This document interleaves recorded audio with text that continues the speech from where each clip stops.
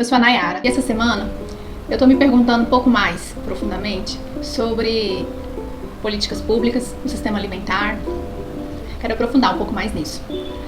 Será que a gente escolhe o que a gente come sozinho? Entender como funciona e quais as saídas possíveis. Não tem respostas fáceis. Mas quando a gente sabe como as coisas funcionam, fica um pouco mais consciente, né, as nossas escolhas. A gente consegue participar, ter uma voz mais ativa no nosso consumo. Eu venho hoje só reforçar para mim mesma que a alimentação não é uma escolha individual. Eu tenho me perguntado isso e eu fiz algumas leituras nos últimos tempos que me ajudaram a pensar um pouco mais. E eu só quero dar uma pincelada nesse tema hoje, porque eu sei que o sistema alimentar é muito mais profundo. A ciência, ela normalmente responde uma única pergunta, um único tema, ou é nutrição, ou é saúde, a clínica. Ela não se aprofunda num contexto. Mas como diz no livro da Nestlé Marion, Uma Verdade Indigesta, não é bem assim que funciona. Que não é que quando essas pesquisas são compradas pelo mercado, pelas empresas, que elas perdem seu rigor. Mas o que acontece é que as perguntas norteadoras mudam. Então, ao invés de fazer perguntas mais amplas, perguntas mais neutras, essas perguntas norteadoras que levam aos resultados das pesquisas que eles desejam, que foi comprado, que é aquele ponto a se chegar, elas são feitas já enviesadas desde o princípio. É assim que o sistema funciona. Empresas pagam pesquisas. E essas pesquisas depois vão para o mercado para vender esses produtos. Então a ciência, quando a gente escuta um dado, alguma coisa, que tal alimento faz bem ou que tal componente foi comprovado, para saber se as perguntas foram feitas para, ao longo do processo, achar essa resposta, esses benefícios, propositalmente, enviesados, ou se não. Ou se era uma pesquisa séria, sem viés, que durante o seu processo, durante o seu rigor, chegou nessa conclusão. Existe uma coisa quando a pessoa vai fazer uma pesquisa que se chama declaração de interesses, conflito de interesses. Na prática, não funciona. Na teoria, é muito importante. Por quê? Se eu trabalho para uma empresa que quer vender produto X, eu fazer pesquisa para aquele produto X, ser pago para fazer a pesquisa dele, se torna um conflito de interesse. Então, o que a gente vê são fundações que deveriam ser neutras e trabalhar pelo coletivo, com pessoas com conflitos de interesse. A gente vê o lobismo trabalhando nas políticas públicas, que deveria ser neutro. A gente passa a perceber essas intenções ocultas por detrás da mídia, do marketing. Essas sugestões, elas se tornam alertas. A gente confunde, fica perdido, não sabe. Se a pseudociência se vende usando o nome da ciência, como que a gente vai saber? E eu só chego a uma conclusão, é nós irmos à fonte. É a gente fazer a nossa pesquisa, é a gente fazer a nossa leitura. A ciência é necessária, mas ela não é suficiente. E a gente tem que desenvolver esse viés crítico para desconfiar de toda resposta determinista, de todo produto milagroso. Não é bem assim que funciona. Quando a gente entende que tudo é um contexto, é complexo, é mais profundo, que as respostas são bem mais abertas. Aí vem um outro ponto, que são as políticas públicas. O Brasil tem um sistema muito robusto de políticas públicas. Tem um guia alimentar, que ele é muito amplo, e ele não é dietético, prescritivo, ele é orientativo. Então, ele explica como a gente vai se alimentar melhor, por que é importante os alimentos naturais, evitar os ultraprocessados. São orientações abertas, né? Não existe assim, comer tal alimento, comer não tal alimento. Só comer isso todo dia. Justamente ao contrário. O guia alimentar propõe diversidade na mesa. O governo faz a sua parte, mas não é suficiente. Apesar de políticas públicas robustas, o Brasil ainda enfrenta muito a questão da mídia e do marketing. O governo ele precisa negociar com o mercado. Então, essas negociações, elas têm interesses, geram conflitos. E isso dificulta, muitas vezes, que a população seja protegida.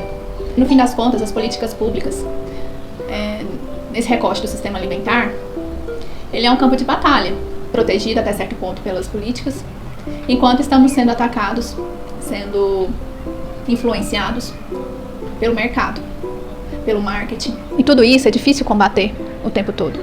Essas informações chegam pra gente, essa chuva de informações chega pra gente e a gente não sabe como filtrar. E não pense que eu tô falando só de produtos ultraprocessados, de embalados, mas é também feito toda essa prática comercial de fomentar pesquisas direcionadas a intuito de vender produtos para produtos saudáveis. Outro exemplo que eu gostaria de trazer aqui, essa questão de políticas públicas, que a gente está vendo muito essa semana, tenho visto a Anvisa tirar suplementos do mercado de determinadas marcas. E esses suplementos, eles vendem como a cura de tudo, né? Como ultrapersonalizados, como produtos super performáticos que vão fazer toda a diferença na nossa vida. Sem eles, a gente já tá caído e morto. E não é bem assim que funciona, porque quando a gente vai pesquisar, olhar os estudos analíticos que existem e de laboratório e tudo mais, a gente vai percebendo que tem efeitos positivos, sim, mas na maioria das vezes são insuficientes ou não fazem tanta diferença no corpo da gente. A questão do magnésio. Se você não tem deficiência, ele não vai melhorar o seu sono. Agora, se você tem, ele melhora. Então, tudo precisa ser individualizado, tudo precisa ser de acordo com o nosso corpo e não existe cura mágica. As empresas não deveriam estar tão dentro das escolas, das faculdades, do poder público. Elas exercem muita influência e a gente precisa desse distanciamento para poder criar uma proteção para quem investiga os reais benefícios e malefícios desses produtos. Através de fundações que deveriam ser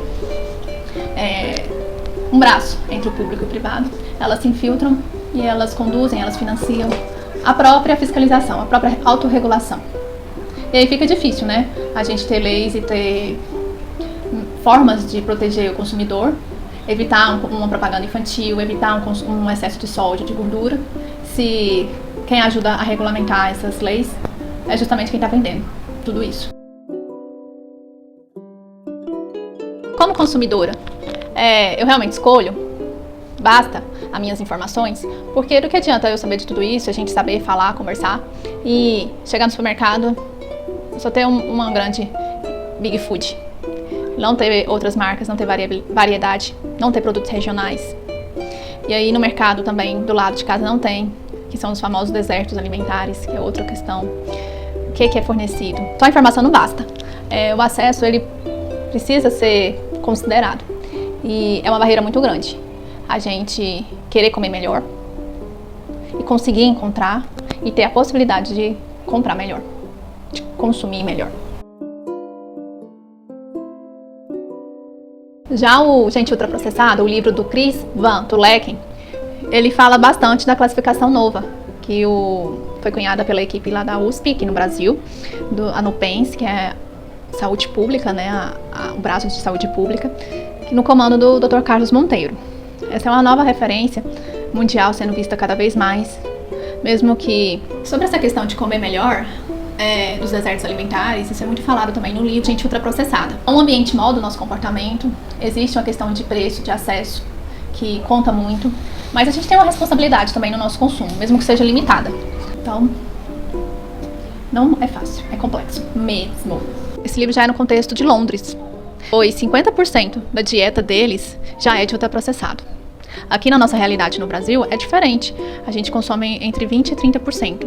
Então, a maioria do que a gente come, né, ainda é comida de verdade, é comida natural, mesmo no contexto de vulnerabilidade. Mais que a gente tenha um aumento do consumo de ultraprocessados, principalmente no recorte de classe, de gênero, de pessoas mais vulneráveis, o alimento do arroz e o feijão ainda é mais barato. Então, ele ainda, mesmo com também, a gente tem visto aí notícias do redução do consumo de feijão, mesmo assim, a gente ainda consegue fazer algumas decisões, mesmo que muito limitadas dentro desse sistema tão complexo, porque nós somos a menor parte, a parte mais sensível, mais fragilizada, porque a gente escolhe dentro dessa estrutura, a gente escolhe dentro dessas opções que já pensaram. Por mais que ele já esteja sugestionado, ele ainda é nosso. Pelo menos essa percepção, essa falsa percepção de que a gente está comprando, a gente está comendo porque quer, porque escolheu. Outro livro muito interessante que abriu um pouco minha cabeça foi o A Que Custo, do Nicholas Freudberg. É um livro que fala muito desse enraizamento, dessa infiltração dos sistemas políticos pelo mercado. E ele fala do sistema educacional, do sistema de saúde, do sistema alimentar. Ele fala de forma muito ampla e geral e é muito interessante. Muita coisa dele é um livro feito na realidade dos Estados Unidos, pelo americano, e muita coisa não funciona como aqui no Brasil. Por exemplo, o sistema educacional e o sistema de saúde. Nós temos o SUS, então aqui a gente se está poupado, né, de certa maneira, de estar tão vulnerável em momento de doenças graves, diferente de lá. Existe até uma pesquisa que cita no livro que 62% da população adulta norte-americana vai passar por algum momento uma fragilidade, uma vulnerabilidade financeira, vai ficar pobre por ter pagado despesas médicas de alguma doença grave, crônica. Isso aqui no Brasil não é a nossa realidade. A gente tem vários problemas, mas ninguém perde tudo por causa de uma doença.